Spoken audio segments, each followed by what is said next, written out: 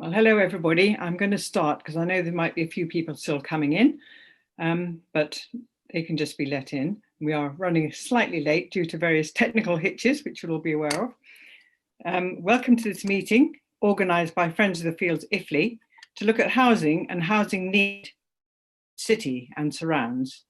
And I'm very grateful to you all for turning out on this cold, wet evening on Zoom. We're delighted to welcome Helen Marshall, the Oxfordshire Director of Countryside Charity CPRE, and John Hill, also of CPRE. And later on, we'll have Dr. Meena Samangui, who's a Senior Lecturer in Architecture at Brookes University. The meeting will start with a brief look at potential local housing developments. And then Helen will talk about housing and growth in the city and beyond. John will tell us about the Oxford Local Plan, brownfield sites, and everything in a post-COVID world and how that's going to affect everything. The third speaker, Meena, will fire our imagination with urban regeneration possibilities. And then after all that, there'll be a Q&A session. And we invite you please to put your questions into the chat, keep them short and to the point. If you have any statements you wish to make, or any useful links or information, if you could also put that in the chat, we'd be very, very grateful for that. And before we start though, just to warn you, we are recording this meeting. So if you do not wish to be recorded, please mute yourself and shut off your camera. And I think we're all going to be kept on mute unless we're actually speaking. So thank you very much. And I'm going to hand over to Evelyn Sanderson, who's our lead on Friends of the Fields Iffley. Evelyn. Thank you, Troth, and welcome everybody. I'm just going to share my screen. I think, Stephen, you might need to let me share my screen. It seems to be disabled. Are you able to do that, please? We can see the field behind you, Evelyn. Yeah, should be ready now. Okay, try again now. I'll try again. Yes.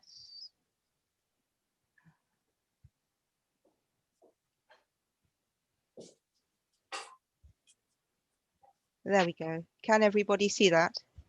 Yes. Yes, good. So thank you to Troth and our three expert guests, and for all of you for attending tonight. My name is Evelyn Sanderson and I'm an Iffley resident who set up Friends of the Fields Iffley with my neighbours 8 months ago when we realised that the horse fields were being sold for housing development. I'm going to start the meeting by talking about the issues we're facing in Iffley village, where there are 3 housing developments coming forward almost simultaneously. But the issues we are faced with and the potential loss of vital and historic green spaces are not confined to Iffley. So this story is being repeated across the city with infilling of vital pockets of green space. So the main focus this evening is provided by our expert speakers to help us understand what the actual housing need is and what underlies the pressures for growth, but also to look for some possible solutions so that we can have the affordable housing and the green spaces that Oxford needs.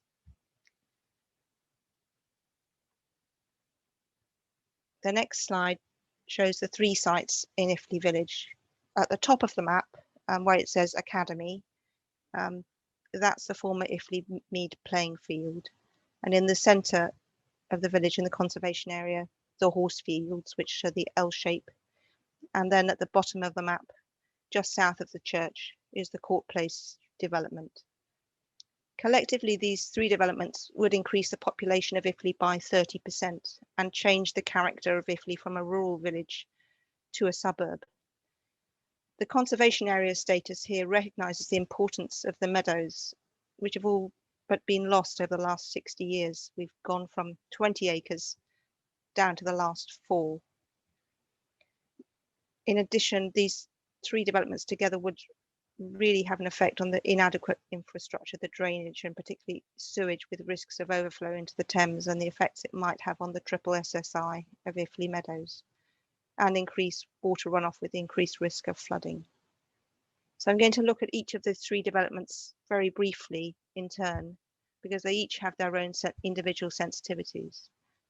The Court Place development is an increase in graduate accommodation for Oxford University from 35 to 71 homes.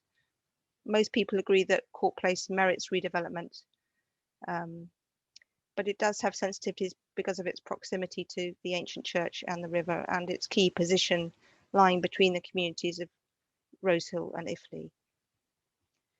Iffley Mead is 2 acres of former playing fields that used to be in Graham Greene's covenanted estate and a designated wildlife corridor on the Oxford City Council maps. Despite that, the allocation is for 84 homes. And this would raise problems not only because of the loss of green space and biodiversity, but also because access here is quite problematic through the current housing estate, which also needs to go past the special needs school. Then the third site, the Horsefields, is 2.5 acres for 30 homes are planned here, and it's the most sensitive site in the village. It constitutes half of the last 4 acres of meadow in the rural conservation area. And it's bordered by a designated principal quiet route, which is, from our survey, used by up to 900 people a day for active travel, and that was back in November. So I suspect there are more now. Unlike Oral Meadow, which is a capped city rubbish tip, this is an untouched ancient meadow. It's never been ploughed, only grazed for sheep and for horses. And it used to be a village space where cricket was played. But this has been closed off by the former landowner who developed most of the land, the rest of the land in the village. So this is the field that we're campaigning to save. And Stephen is working, and we are working on an alternative vision that would benefit both nature and the local community, and we think far outweigh the maximum provision of 15 affordable homes here. It's really a great resource for the whole of Oxford. The next slide is going to be introduced by Phil. We're really lucky to have an Iffley resident who is a chartered engineer and who spent many years in the construction industry. So I'm going to hand over to Phil. Thank you for that, Evelyn. I'm trusting everybody can hear me. I'll just let you look at that slide and tune yourself into it. So if we look at Court Place Gardens, so that's the blue line, this is the most advanced, at the most advanced stage. Planning application will be put in May. They are going to share what that will look like, in fact, with key stakeholders tomorrow evening. The important thing to note is that they intend to start demolition immediately after planning is got in July. So we should all be prepared for that. But we have the opportunity to continue to influence the design when it's at planning stage. So I would urge you to look at their consultation site. Evelyn's given a good description of the Meadow Lane Horsefield situation. The latest news is that Hill Partnership have been appointed, and we're looking at the green line, to develop the design. So that is a period of time which will take us through the summer with their intention of submitting planning in and around October time. Iffley Mead, just building on that information you've already got on the orange line. We've heard today they're a bit late in getting their initial plans together. So sometime May, it may be June, they're going to share some general layouts to show the style and where the housing units might be on there. That's before they appoint the design team. And the indication is, if we say late summer, they will start developing their design. So there's the opportunity to get a greater understanding of their proposals and our views. So I'll just leave that on there for a second or two and then hand back to Evelyn. Thank you, Phil. I'm going to move on now, and if there are questions later, we can come back to it. I thought it would be useful to look at the local plan and see how many green spaces like the meadows in Iffley and all the other two here are may well be lost to the city. And the table here shows there's a total of around 345 acres of predominantly or exclusively greenfield sites, and then the range of uses that they have at the moment, from allotments, recreation and sports fields to meadows, farmland. And I included 3 green brownfield sites, of which Redbridge Meadow is one, and the photo of this kingfisher comes from there. Just to say also that 44 acres in Oxford are actually Oxford Greenbelt. So that's all I was going to say about Iffley, and I was going to hand over now to Helen Marshall of CPRE. I'm just going to stop sharing. Thank you, Evelyn. Thank you for everyone for having me. It's nice to be here. I am now going to try and share my screen, so let's hope that we can do that. So I'm now moving forward manually. So why is CPRE Oxfordshire interested in what happens as, you know, as a countryside charity? Why are we interested in what happens in an urban area like Oxford? And the answer is that you can't really have good rural planning and protect the countryside unless you have good urban planning. And alongside that, of course, goes the fact that, you know, around the core of Oxford are a string of what were traditionally sort of village communities. So Wolvercote and Iffley and places like that still, to a certain extent, have that sort of rural village feel and character, and that's important to protect as well. So we are keen to support necessary development, but we seek to avoid and minimise and mitigate its impacts. So it's the old but nevertheless important phrase of the right development in the right place that is so critical. So I'm going to blast you with some figures now and hope that you can survive and do. Hopefully it won't be too overwhelming, but so what we're looking at across Oxfordshire as a county is a strategic housing market assessment that dates back to 2014, and that assessment decided that as a county we needed to produce 100,000 or provide for 100,000 new houses in the county over that 20-year period between 2011 and 2031, which is a 40% increase in Oxfordshire's housing stock and a similar increase in population. So a pretty dramatic level of growth, and would effectively see more houses built than, you know, have ever been built in Oxfordshire before. So that was put forward in 2014, and then there was a lot of debate around that, and very fiercely contested figures.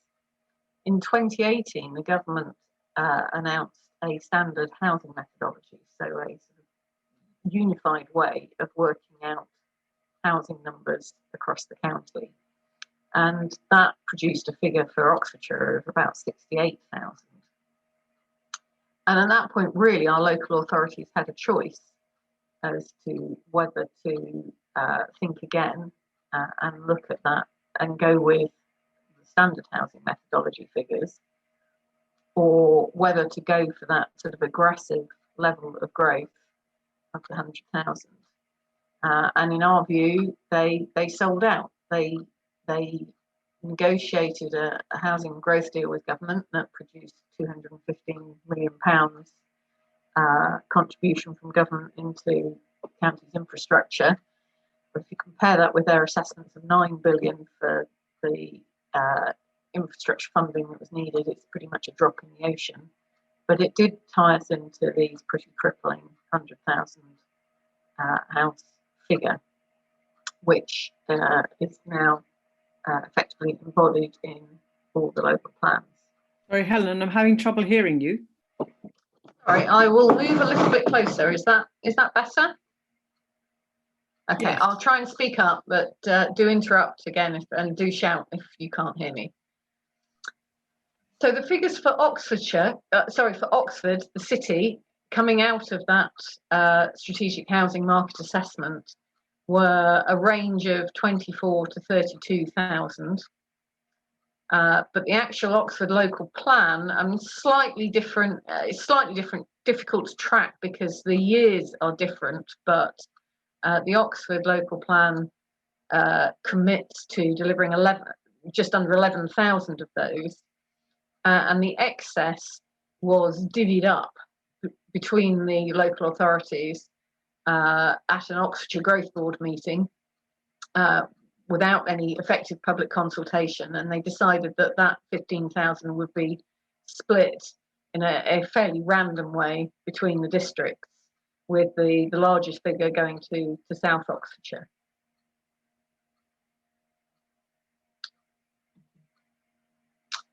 And technically, we think that the need has been overestimated. So as part of the Oxford local plan process, they produced an update on that strategic housing market assessment that looked just at the figures for Oxford, and that reduced the figure of affordable housing need from just over 1,000 per year to just under 700 a year, so a drop of 34%.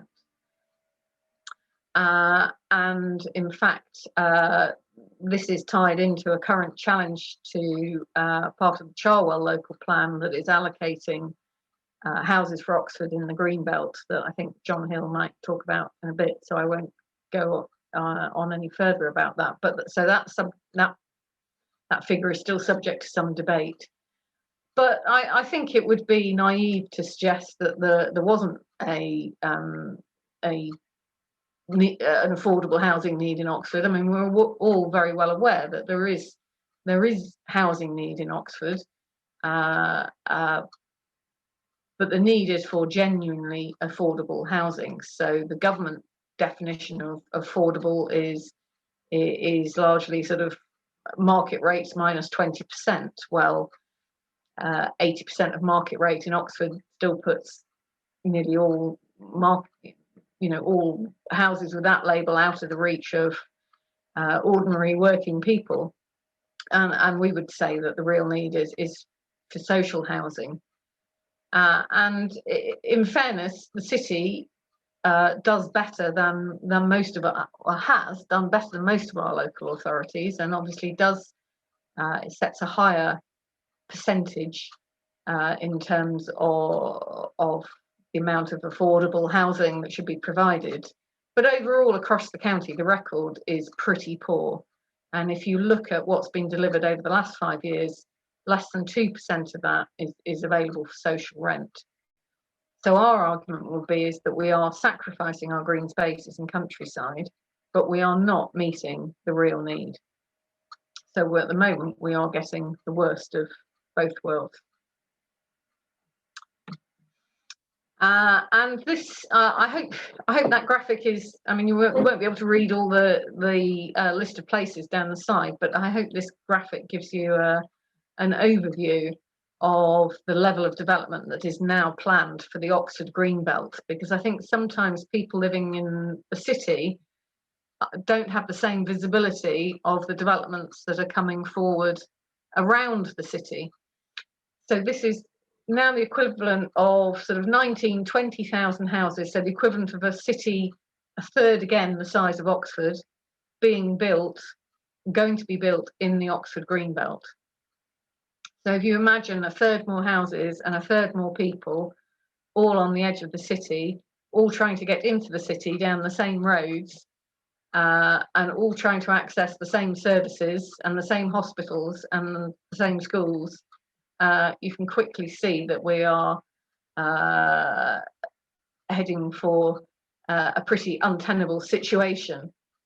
And it also sort of very much questions the permanence and openness of the green belt, and you know, the risk is that now that the green belt is being seen as the place to put Oxford's overspill, then you know what happens when we get the next lot of housing to come forward, and where is that going to go? So as well as all the green spaces in the city being under pressure, the green belt itself is very much under pressure, and this is the resource, you know, this is the countryside on the doorstep for city residents. So something that we are very worried about indeed. So looking ahead, of course, then we have the pressures of the Oxford-Cambridge arc that are coming at us. The government has recently announced that it will produce an Oxcam arc spatial framework. So that will cover 5 counties from Oxfordshire across to Cambridgeshire, with Beds, Bucks and Northants in between. It is going to set up an arc growth body to deliver this framework. It's not clear as yet who will sit on that body or what its responsibilities will be, but it seems pretty clear that in terms of local democracy, it is going to remove decision making that much further away from local residents, and possibly even from our locally elected representatives. If you're aware of the Oxfordshire Growth Board, it's possible that this might be a sort of growth board of growth boards. So it will have representatives from Oxfordshire, but they will be presumably outnumbered by representatives from elsewhere, and you are unlikely to be able to elect them to that position. So we're certainly worried about that democratic deficit there. As I suspect you've heard, the good news is that they have at the moment dropped the plans for an Oxford-Cambridge expressway, which we are certainly celebrating, but we need to keep a wary eye because they are still very much looking at investment in the road network in some form or other. And if we're going to see the level of development and population growth that is being anticipated, I think, you know, we might find that some of that is necessary. So this is all about far more than the road. They are progressing with East-West Rail, which I think we would support in principle with some caveats, because it is still about opening up land and countryside for development. It is about facilitating commuting over longer distances rather than co-locating jobs and housing, and it is not currently going to be electrified or have a freight capacity, so a missed opportunity there. The ARC is also looking at, the government's announced 4 development corporations that will bring forward big new, probably be tasked with bringing forward big new settlements. We don't know where they will be in the ARC. At the moment, it looks like they will fall outside of Oxfordshire, but we're not sure. Possibly one just over the border in Bucks that would have a tremendous impact on Oxfordshire, even if not in the county itself. And you won't see any mention of the 1 million houses in any of the government announcements. They've quietly dropped that because they've realised that that's a pretty toxic number with the public. But the National Infrastructure Commission is still pushing that 1 million house figure, and the government hasn't given a different figure. It's just dropped talk of any figure. So I think it is still all to play for, and there is still very much an ambition being pushed by the National Infrastructure Commission to hit that target. So however we look at it, Oxford and Oxfordshire is going to grow significantly. The Office of National Statistics is forecasting somewhere around 800,000 population in Oxfordshire by 2050, based on natural growth rates, which are based on sort of previous migration into the county, and natural growth of the existing local population. Who knows what might happen? I mean, there's been recent reports of the UK population dropping significantly as a result of Brexit and COVID. People returning to other countries, but that's based on ONS projections. We're looking at that increase up to about 800,000. If you carry through with the full Oxcam ARC plans and the million houses, we'd be looking at taking that up to about 1.2 million. So a doubling of the local population between 2011 and 2050. And in terms of housing stock, again, we're already committed to that sort of virtually 40% increase in housing stock in the county. And if we looked at the ARC proposals in full, that would be another 60%. So, basically a doubling of the housing stock in Oxfordshire. So these are the kind of pressures that we are feeling across the county and, of course, in Oxford itself. But I would stress that this isn't normal. This isn't just sort of run-of-the-mill growth. This is really Oxfordshire very much being targeted as a growth hub. So we are looking at rates of growth well in excess of the national rate. So it's a very deliberate choices being made. This isn't about meeting the needs of existing local residents.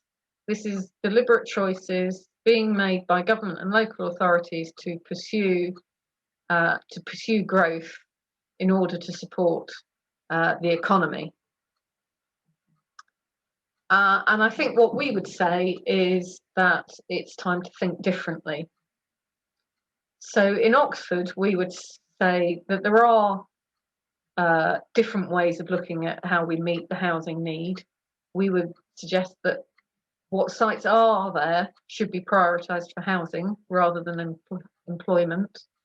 And we're seeing, there are not many, but there are a few big urban brownfield sites.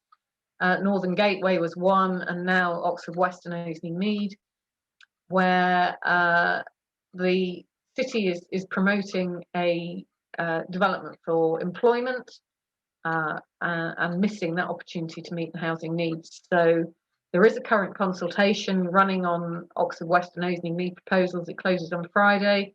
I'd urge you to take a look at that. It's currently early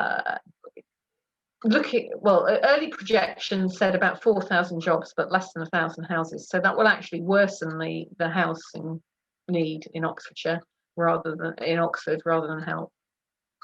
We think there's significant opportunity to reassess brownfield, and John will talk about that. But in a post-COVID world, we don't need the retail and car parking spaces in the way that we have done, perhaps.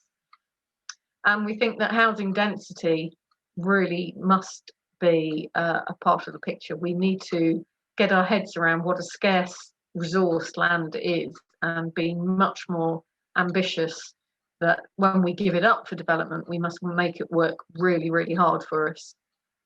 Because if we're going to develop it, we're giving up all the other benefits that it offers. So it's got to deliver significantly in order to make that worthwhile. But even if we did all of those things, it is still clear that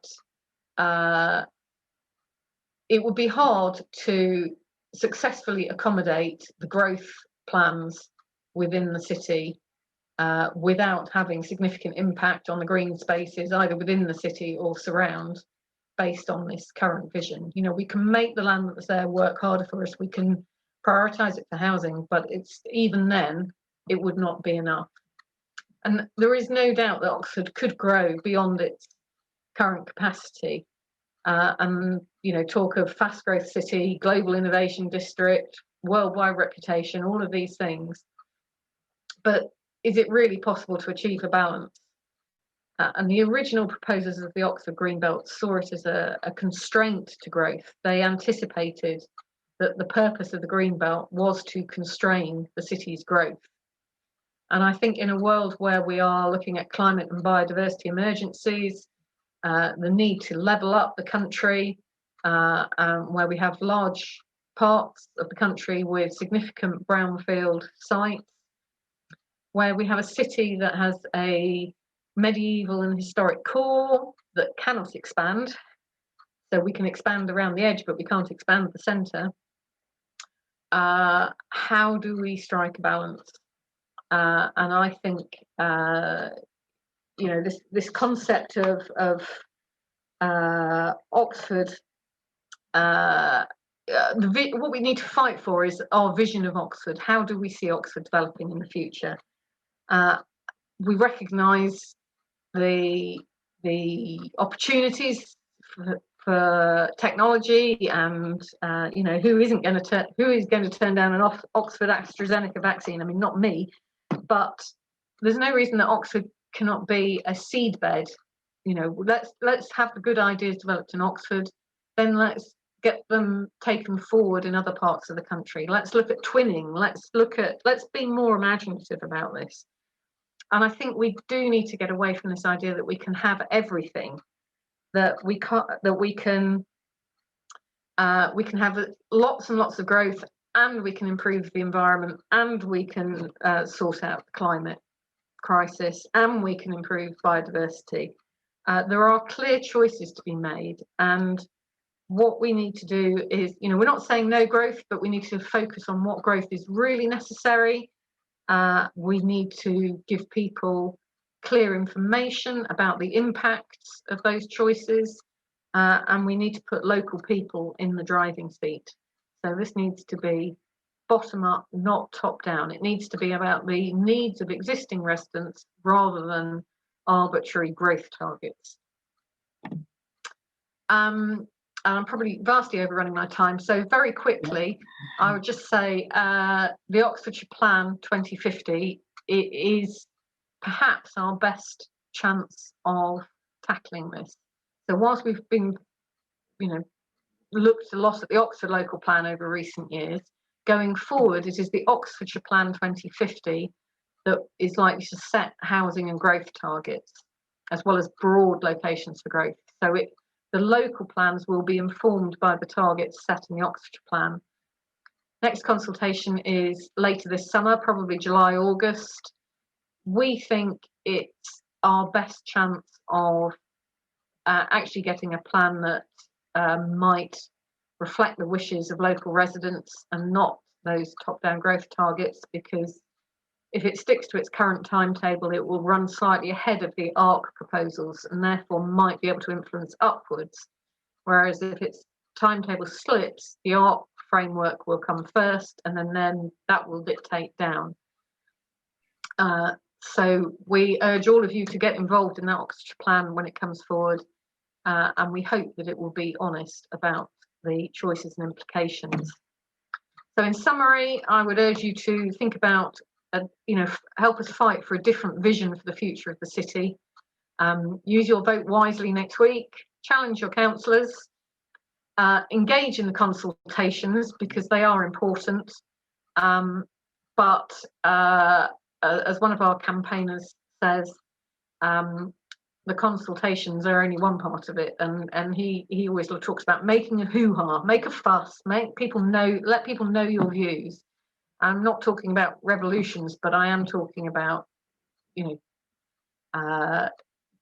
doing what we can to raise the profile of these issues and to get people interested and engaged, and keeping up the pressure in every way that we can beyond just the consultation process. And of course, you can also join CPRE Oxfordshire. That's more than enough for me. I'll shut up now. Thanks, Helen.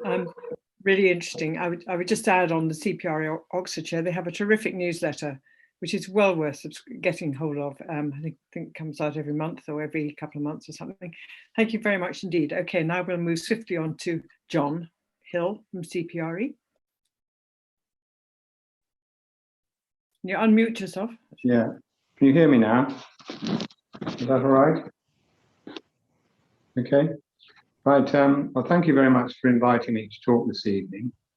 As a member of local Oxford CPRE, I first became involved in what was to become the Oxford Local Plan in June 2016. By the time we reached June 2017, it became apparent the council was planning for a huge expansion in numbers of people who would be employed in the city in a period up to 2036. The forecast was for 88,200 new jobs in the county and 24,300 jobs in Oxford itself. In conjunction with a study which they have prepared called the Oxford Strategic Plan, it was set out this level of growth could not be accommodated within the city, and that further areas such as the Northern Gateway should be opened up.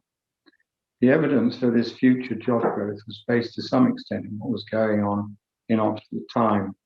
There was a lot of construction at Westgate, for example, but also on what the commercial agents, property agents, were telling them about the level of demand. With this forecast phenomenal growth came a need for more houses, most of which the council were claiming could not be accommodated within the city boundaries. In responding to the outline to the draft local plan, as it was then, it became apparent that despite what the council and its commercial agent advisors were claiming was a shortage, there was a lot of land which could be developed, which was still lying unused. The first site I looked at was the old Rover site at Cowley, which I recall was knocked down in the last century and has since become the Oxford Business Park. The business, I don't know if you know the Oxford Business Park, it's well set out. It's a premier site, but it's only half full. And I was surprised to find that 12 acres of this had still not been developed. Although home to some top companies and well managed, it did not feel like a thriving business area. I then went to the Oxford Science Park and found that a similar situation applied there. There were a lot of empty sites. And I also found there were a lot of empty sites across other industrial areas of Oxford, such as Oxley Mead and Oxpens. In view of this, CPRE challenged the local plan in its claim that there was insufficient land for employment purposes in the city. However, it's fair to say that the council has never once responded to this and just ignored what seems to me to be a fundamental flaw in the plan. In the 4 years that have passed since I started on this work, the majority of the sites which were vacant then are still vacant now. I produced a survey of the largest sites currently vacant, which hopefully Evelyn will be able to put up for you so you can have a look at it. If not, don't worry too much.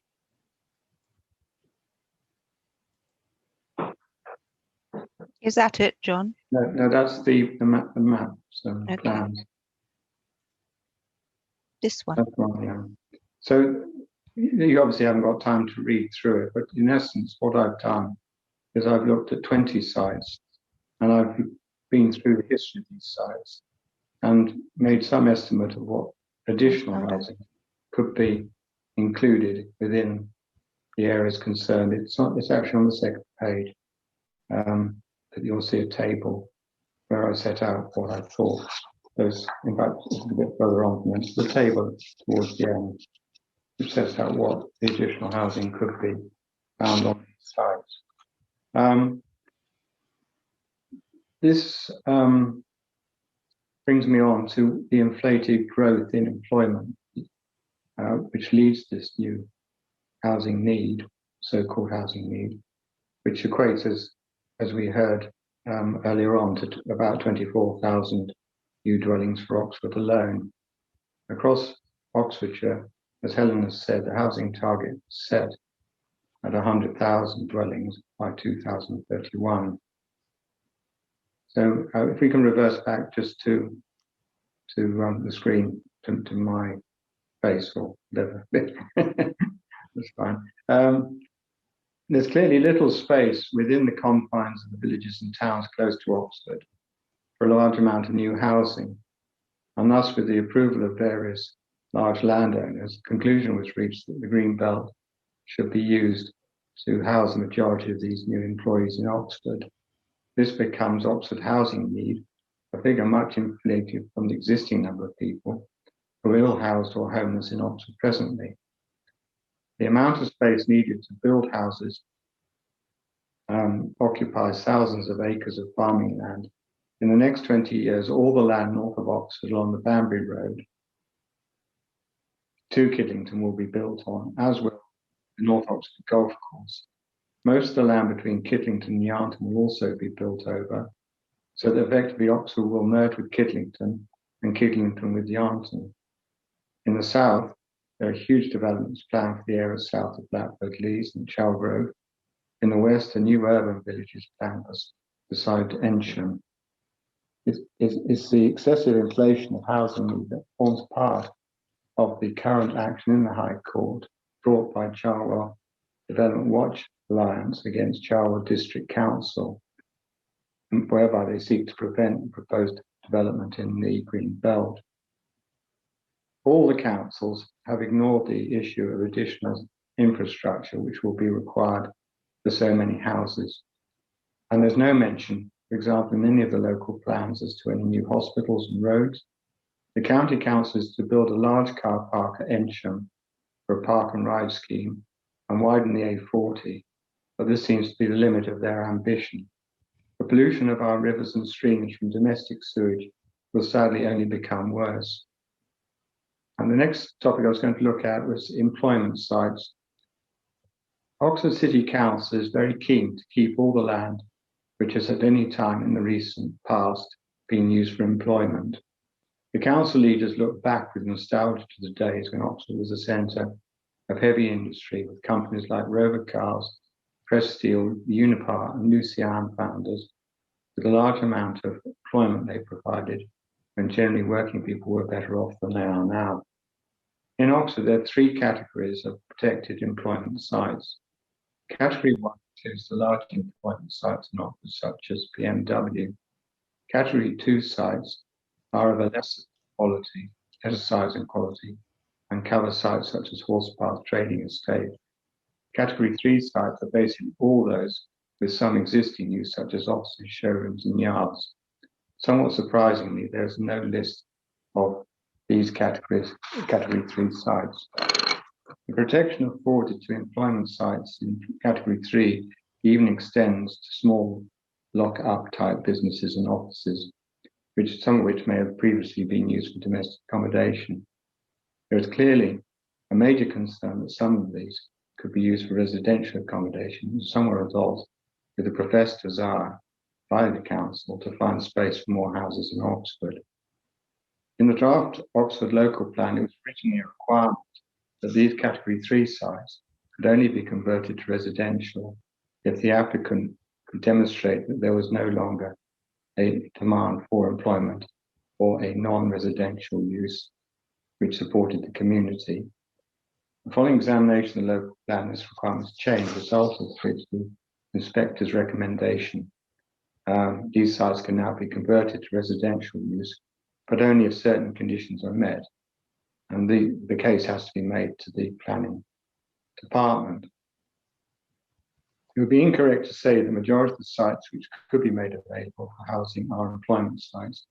However, what is very odd is that the council continues to claim that there is a shortage of such employment land, and why a development such as Northern Gateway is being pursued when good quality sites are available in Oxford in numbers. Oxford City Council targets appear to be based on soundings they have made with commercial agents operating this area. In my view, they're just talking to the wrong people. The agents are very unlikely to give a pessimistic view of what the actual development potentials are. And the next issue is the efficiency of land use. And perhaps we could have a look at the photographs and plans, even if you could do that.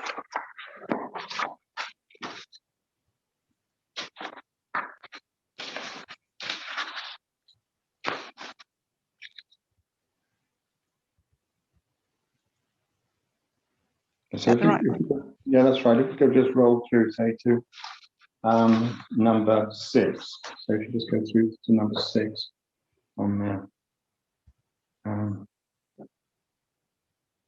Yes, here it is coming up now. Yeah. So just if you could just stop there. I flagged up this photograph because it's example of something really from the past. Oxford, with its old industrial legacy, was always a place where there was quite a bit of urban sprawl. Large areas of land were used for storage or industrial materials and products. Some of this still lies empty after all these years. A good example being the brownfield site beside the retail park, alongside the bypass, which has been empty since Rover stopped storing car bodies on it 30 years ago. And this photograph is just the size of the car parks, which are operated by Unipart and BMW. It just gives you some idea of the amount of vacant land there is there. They built for example, a multi-story car park. A huge amount of land would be freed up. And this is in the context where we've got Northern Gateway. There are plans to build office parks at places like Bicester. There's more plans to build offices at Begbrook, and so it goes on. And yet we have all this land which is really just wasted. What's disheartening is that so much land's been developed is used in a wasteful way. And here, even I wonder if I could go to the photograph of Kassam Stadium. That's the last one of my attachments. It's not on this one. If you just jump out of this and go on to the photograph, it's just on its own. It's a single item. You come out of that one, and then it's the next one on. I think that was in the email. Is that right, John? Yes, that's it. That's the one. I'm just going to come out of screen sharing. Okay, fine. And find it, and then come back. Okay, well, the reason why I wanted to show you this photograph was that this is an abandoned car park which lies beside Kassam Stadium. Kassam Stadium has acres of land devoted to car parks, but even in the days when Oxford United were, I think, in what used to be called the first division, second division, would only have ever been used for a small number of days for just a few hours. Presently, as one of their car parks, Car Park B, is sealed off and now is never used. And we've moved, in my view, we've moved this is it here. This is a completely abandoned car park on the near the Kassam Stadium, and it hasn't been used for years. And the council says that they are short of land to put houses on, and for that reason, houses need to be built on the other side of the road, which is Grenoble Way, because there's no land in Oxford, and yet we have these sorts of sites just sitting there, doing very little, nothing in this case. And my concern is that we're moving to a more of an American style situation with our town planning, where you just constantly moving outwards from the centre of town, leaving these ribbons or areas of non-developed or underused land behind. Large areas of Oxford, in my view, are in a very poor state and need rejuvenating. Oxbend, the area around the Royal Oxford Hotel, those in the industrial estate are all examples. The council claim to be actively involved in redeveloping these sites, but in reality, not much happens. There's a consultation document out currently with regard to Osenmead, and everything apparently seems to be moving ahead. But no one mentions that the council went through a similar exercise 6 years ago, which led absolutely nowhere. The CPR in their submissions to the council on the local plan, indeed all their discussions about the Greenbelt, have pointed out that in our older metropolitan areas in continental Europe, there are much higher densities of occupation than in the areas currently planned. The figures are remarkable. highly desirable Victorian terrace housing in Oxford is typically built at 70 dwellings per hectare. In Madrid, the figure is 286 dwellings per hectare. Oxford is planning for 39 dwellings per hectare for housing developments in the city. Outside Oxford, on the green development, the new development densities will be much lower still.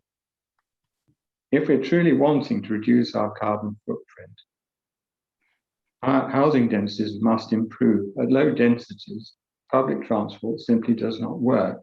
It can never be economic.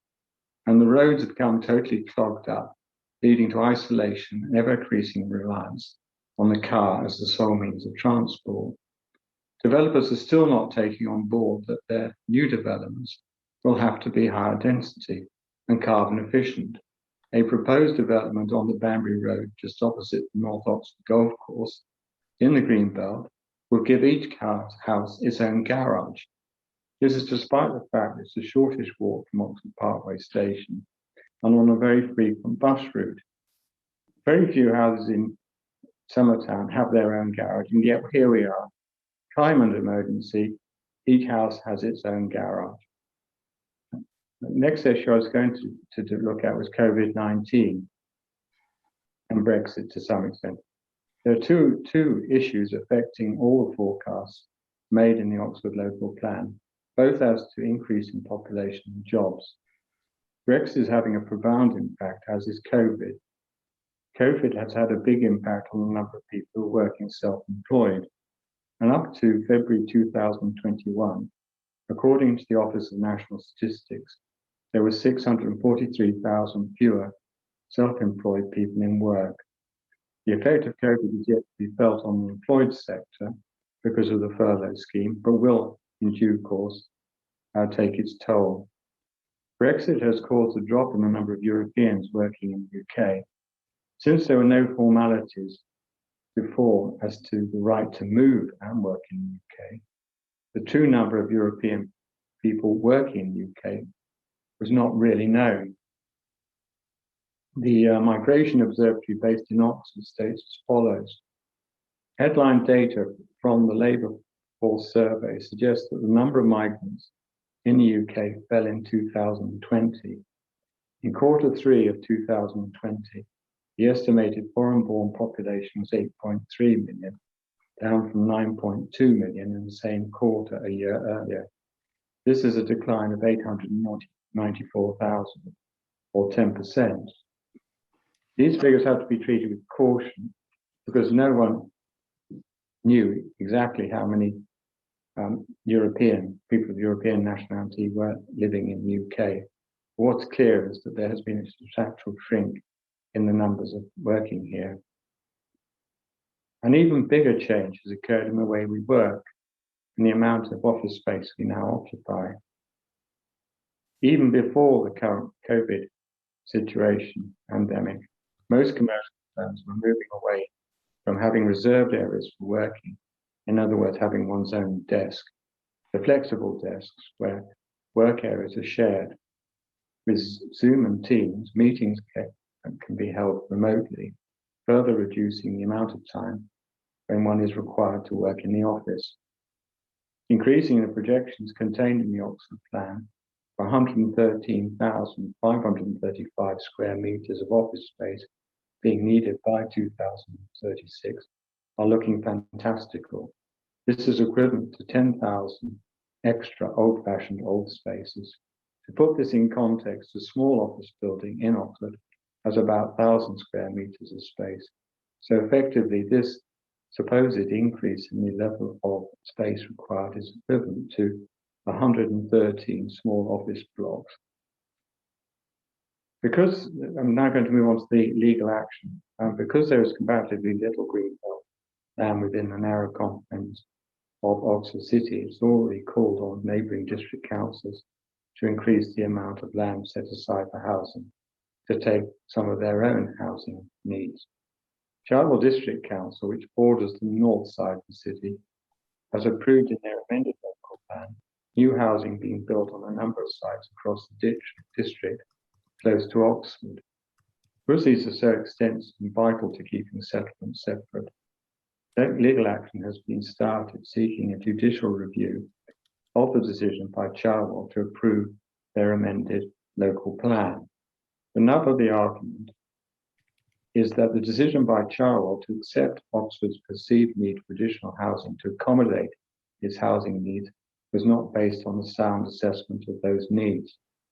The situation is complicated, but rests on the fact that the inspector, in finding the plan suitable for adoption, relied on out-of-date figures used in the plan for increased housing, which was based on a 2014 forecast, which forecast he knew already had been substantially reduced in 2018. And so, in essence, what that comes down to is that the figure is inflated by using an old figure from 2014. In addition to this argument, there's a subsidiary argument concerning North Oxford Golf Course, which, according to the Charwell plan, can be accommodated elsewhere, but which, on evidence provided by members of the golf club, could not be an expert, in fact, could not be accommodated on the site proposed by the council. The council is under a statutory obligation to provide a replacement facility. The hearing of that judicial review is to take place on 23rd and 24th June. Depending on this, the results of this, a decision will have to be taken as to the next step, which, in my view, should be to lobby local councils, the councillors in all local district councils, to set up a review of their local plans, to take into account the new post-COVID world and the effect that this has on such matters as population growth and the green belt. So that's the end of my presentation. Thanks very much. Thank you, John. That was really fascinating. I think there's a lot of information in there which we're going to have to absorb. And I see already in the chat someone is asking whether we can have a copy of your talk, and presumably Helen's. And I think somebody will be, I hope, talking to you about that later. Thank you. I can certainly let you have a copy of the notes. Yeah. Thank you. And now welcome Mina Samangui, who's going to talk about, well, urban regeneration, imaginative ideas. Hi everyone, thank you for having me here. I'll just go into full screen. So I'm going to be talking about homes and urban regeneration, hopefully giving some inspiration for Oxford from around the world, seeing sort of some crazy ideas that we could potentially do to avoid sprawl, urban sprawl. So I'm from Oxford Brookes University. I'm a senior lecturer. I'm also an architect at a local practice called SoSpace. So in 2019, UK architects declared a climate and biodiversity emergency, probably about 30 years too late, but better late than never. So we're working hard to make sure our students are equipped to address this emergency. And one thing we're using is the UN Sustainable Development Goals. We all know that there are many sustainability frameworks that we can use. We love Kate Raworth's Donut Economics. We know about bioregionals, One Planet Living. There's the Living Building Standard. And so there's all sorts of frameworks. The RIBA have also developed their own framework for sustainable building, but many of them are actually based on the UN Sustainable Development Goals. And the 17 goals are pretty much cover everything. It's really comprehensive. So this is the framework that we ask our students to use when designing buildings and when looking at their projects. So I'll give a few examples of how architecture can address some of these goals, and then I'll go into looking at how we've developed homes on tricky sites in the UK and across the world. So we had the Dasgupta report issued earlier this year, the Economics of Biodiversity, which basically said that nature is a huge economic asset that's completely free, and we're depleting it faster than it's being able to be replenished. And so it's a huge disaster for our economy if we don't address this biodiversity crisis. And we don't want it to be too late.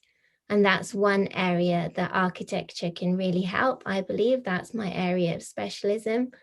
And so we're not only in a climate crisis, but we're also in a biodiversity crisis, and housing design really needs to address this.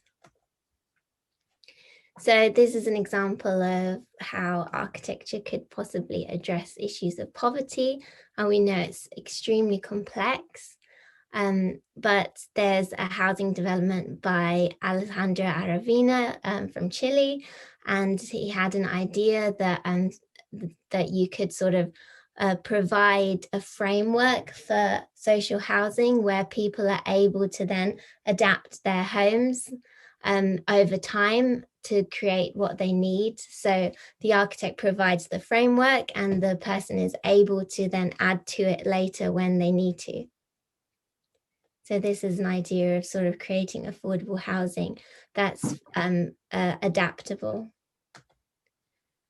How can architects address hunger and architecture address hunger? We can look at things like urban agriculture, providing spaces for people to grow food, providing movable spaces. This is a project in Latvia where they've sort of bolted on an area for urban agriculture, and it can move, it can go, it could go somewhere else, it could be taken down when it's no longer wanted in that area. So there's sort of lots of exciting things that can happen with urban agriculture. Architects need to address health and well-being. How do we create healthy buildings and healthy spaces? The Maggie centres have amazing briefs that focus on health and well-being. So architects who design Maggie centres have an incredible brief to work with.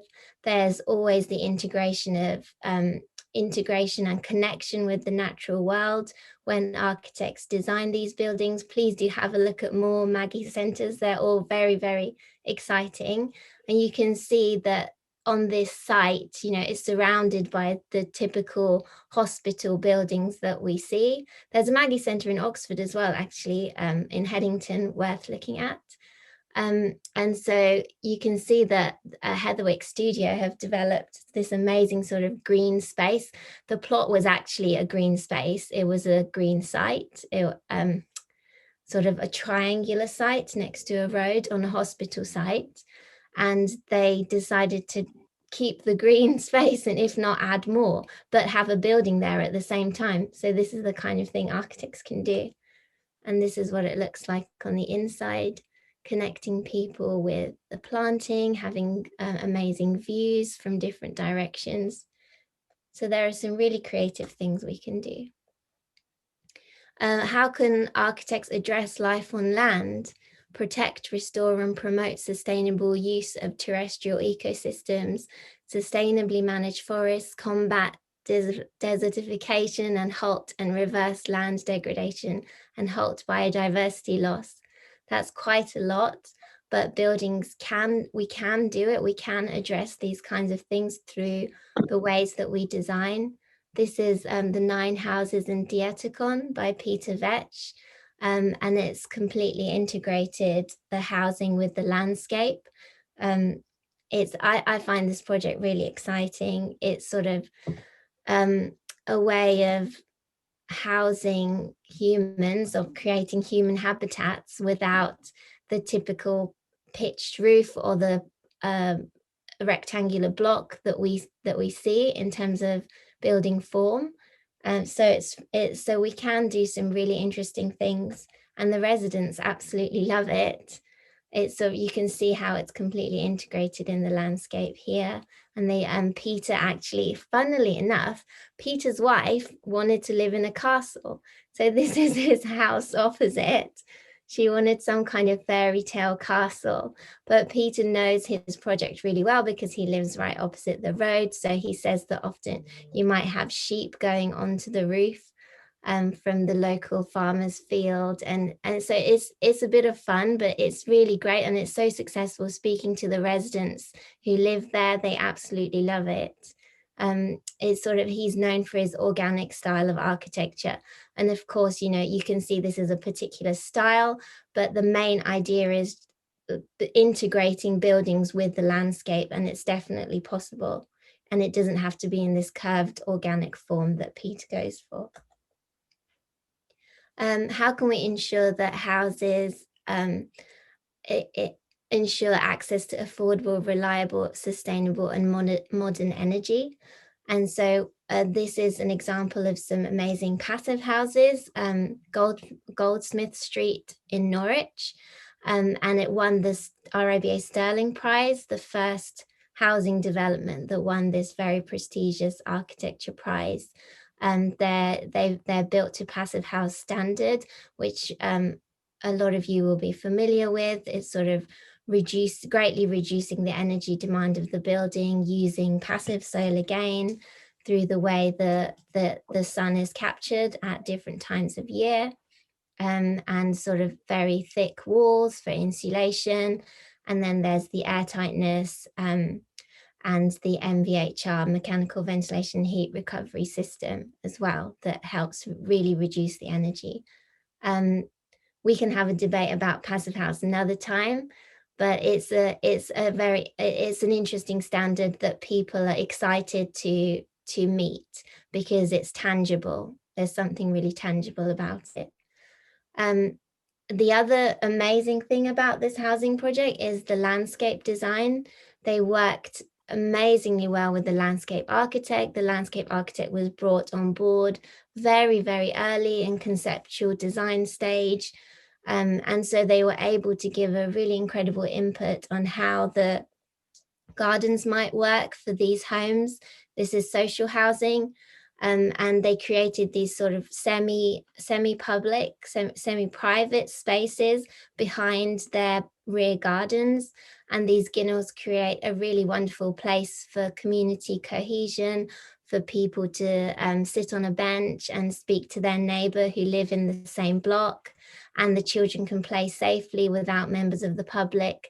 And there aren't any cars in these spaces. So one of the main things that won the prize was this ginnel space that they created in the landscape. And this was built on a brownfield site in Norwich. So other ways we can try and fit in and squeeze in housing. We know that Japan doesn't have much land. And this is a sort of a very vertical house. It's about 2 meters wide. And so you can sort of design houses in infill sites. We're not very good at doing that in Oxford so much, maybe because our planners don't allow it. But there are things we can do to also meet planning policy and build in infill sites. Is another example in New York with it stepping back because there are neighboring windows. So there are different things that we can do. This is an infill site in London. It was a very irregular walled site, but Jonathan Parr, the architect, was able to squeeze in a house on this site. This is an absolutely bonkers house. It's in Warsaw in Poland, and it was craned into this slot between these two buildings. I think it's about 1.2 meters wide, and the architect lives there. I don't think anyone else would live there, but the architect lives there, and it's just an idea of, you know, thinking outside the box, thinking about every single bit of space that we have, and we have a lot of it in Oxford. So there are definitely ways to avoid urban sprawl and also have a lot of housing new housing in the city. This is the Lilac co-housing scheme that a lot of you might be familiar with.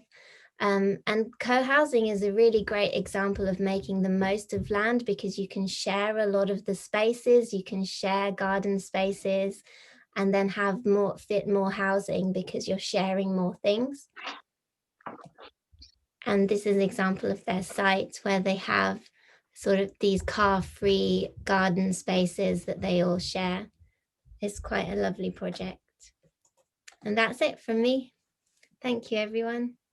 Thank you very much, Mina. I think that was, well, certainly opened our eyes, my eyes certainly, to a lot of exciting opportunities and developments that are going on. It's wonderful. Okay, we're running a little bit late, but I'm going to hand over to Rachel, who's going to take any questions that you might have put in the chat or any themes that have emerged that you might want to convey. So over to you, Rachel. Thank you. Great. Thank you very much to our three wonderful speakers. And if anybody does want a follow-up report or information, we can chase that up for you with them. There was a question from Al and Val about the percentage of total green spaces. This was, I think, to you, Evelyn. You mentioned 235 green spaces. I don't know if you want to speak a bit more about that. Off the top of my head, I can't give the exact figures, but the 435 acres of mostly green space is probably about a third of the area in the total plan. There's another third which is mixed employment and green space, and the last third is true brownfield. Al and Val, is that okay? Do you want to come back to that? Yeah, that's great. No, thank you. Okay. Moving on, there were 2 or 3 exchanges about donut economics and Kay Rayworth. So I guess, would you like to speak a little bit about that, Mina? You seem to know about her. Yeah, so Kate wrote an amazing book called Donut Economics, and she has a really fun diagram which is in the shape of a donut, and in this donut she has a lot of the key areas that are included in the UN Sustainable Development Goals, like biodiversity, housing, energy, and so on, within a ring, and anything that goes beyond the ring is the ceiling the ecological ceiling that we're going out of, and then anything that goes inside the ring is the social damage that we're causing. I should really share the screen so you can see it, but if you Google donut economics, you'll find it straight away in Google Images, this diagram. My niece is reading that for her course in economics, so it must be the up and coming thing. Okay, there was a question from Fran Ryan to John. Who owns the sites that you were talking about, the brownfield sites? And this was if you, I'll send out a copy of the survey I did, and you'll see that I've been able to track down the ownership of the 20 sites I looked at. They are, for the most part, referred to in the Oxford Local Plan. Is there any particular site you're interested to know who owns it? Fran? No, it's more that I'm interested just in terms of, I represent the Oxfordshire Community Land Trust, and we're interested in getting land into community ownership for the provision of permanently affordable homes. We're tiny, and we've just, got our first project underway, but that what we need are affordable houses that are permanently affordable, that have no right to buy. And so that's why we're interested in these sites. And yeah, I'm just interested. So I'll follow it up with you, John, and with Charlie Fisher, who's just produced a document on who owns Oxford, and I put a link to that in the chat, but I haven't had a chance to look to see if those sites are included in it. Yeah, well, one of the problems about Oxford is that so much land is owned by the university, the colleges, and by the NHS trusts, and they aren't at all enthusiastic about selling. They just hold on to land because they like to have the land available should some project come along which they need the space to put it. So that's an additional feature of Oxford, and one of the reasons why I think we have more land in Oxford which isn't used than most places. There was a question from Christopher Palmer. I don't know if it's partly been answered, but it was a question. Some of the fantastic examples Mina showed us looked quite low in density. So are there examples of city councils taking on any creative projects like this in high density developments? As Helen said, the Norwich housing development, Goldsmith Street, is an example of really high density. Well, not super high, but quite good. So there are definitely examples similar to that. There are lots of examples in London, but I can't think of any off the top of my head. It's definitely possible to get very high density, but good design. There's lots of examples, of course, in Singapore. They're very good at integrating natural systems, but also have high density.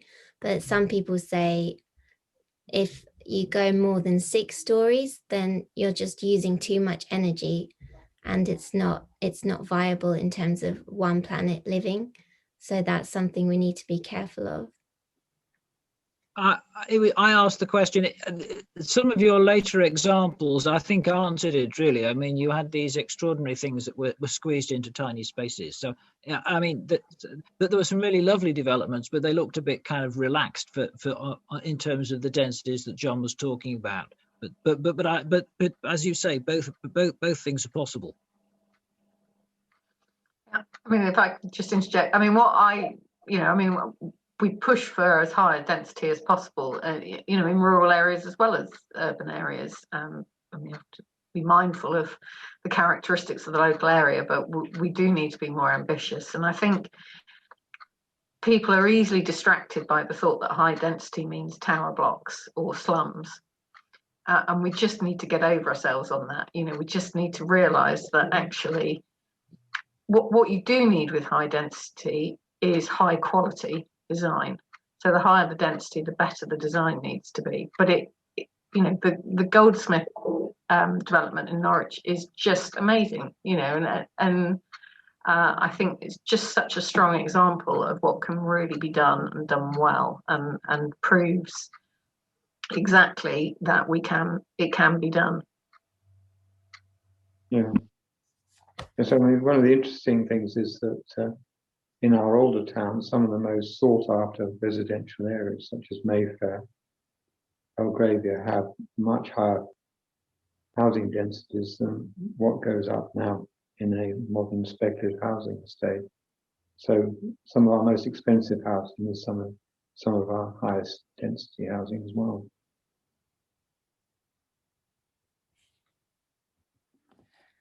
Well, there's some excellent information on the chat, which we are going to save, thanks to Stephen being a wizard with technology. But so that will be available to anyone afterwards, as well as the recording. Any other questions that we haven't yet addressed?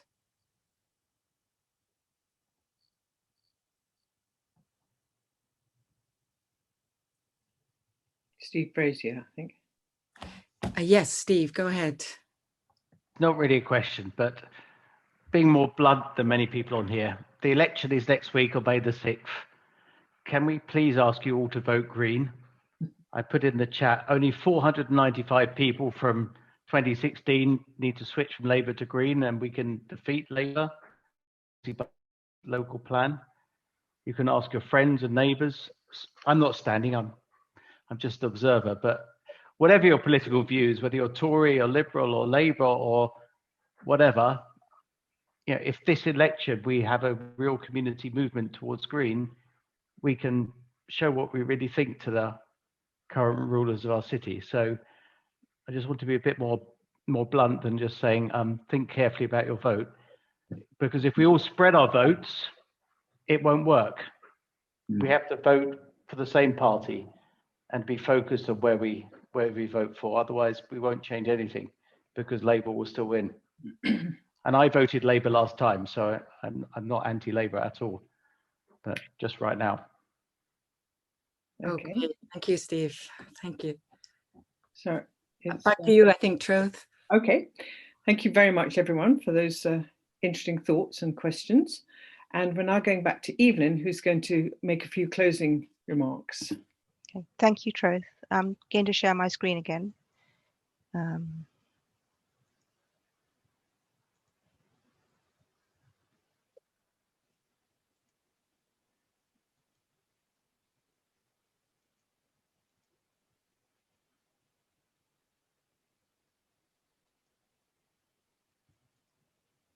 So I'm going to echo what Steve just said.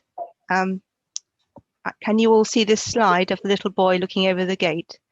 This is the most wonderful photo. It's the son of one of the residents in the village several years ago, and he's looking over at, I think, Troth's horse copper at the top of the horse field, which is now a pile of rubble, unfortunately, following the interventions of the housing company. But really, it's just to say, please use your voice on the 6th of May. Hello? Is there somebody on off mute? Please use your voice on the 6th of May, particularly as every seat is up for election, so we can really make a difference. I'm going to move on to something else that would make a difference. There's a new campaign that I've set up with 7 other groups who are fighting for their green spaces around Oxford, and we realised that we are all shouting about the same things and nobody appears to be listening. So we thought that we would form a campaign together. It's called Only One Oxford, and there's currently a petition on Action Network called Stop Destroying Our City, Review the Local Plan. We believe that you can protect green spaces for people and nature and have the affordable housing that's required, and we can see from Mina's talk that that's absolutely possible, and from John's that there are the spaces to do so. So if you wish to have a look further at that petition, then we'll send you the link. So just to end, I've summarised all those actions that you might take, a couple more that have been mentioned by Helen Marshall. One is the West End and Osney Mead consultation, which you only have 2 days to go and look at, and we'll send you that link. And then there's the Oxfordshire Local Plan, which would come forward in July and August. I'm going to hand back now to Troth just to summarise and close. Thank you. Right, well, I think it's been a terrific evening. I've learned a lot. I hope other people have, and thank you so much to our speakers, Helen, John and Mina, and to other people who've contributed. I'd like to especially thank Stephen for the technical help and Rachel for their questions and everything else, but most of all to you all for coming and sharing presumably your interests and concerns about what happens to the developments in our area. As Evelyn said at the beginning, we would like to make the horse fields available for community use and to protect the biodiversity in the face of climate change and the post-COVID world that we're in today. So thank you all very much for coming. I'm delighted to say we're ending pretty much on time, and I'll say good night. Thank you. Thank you.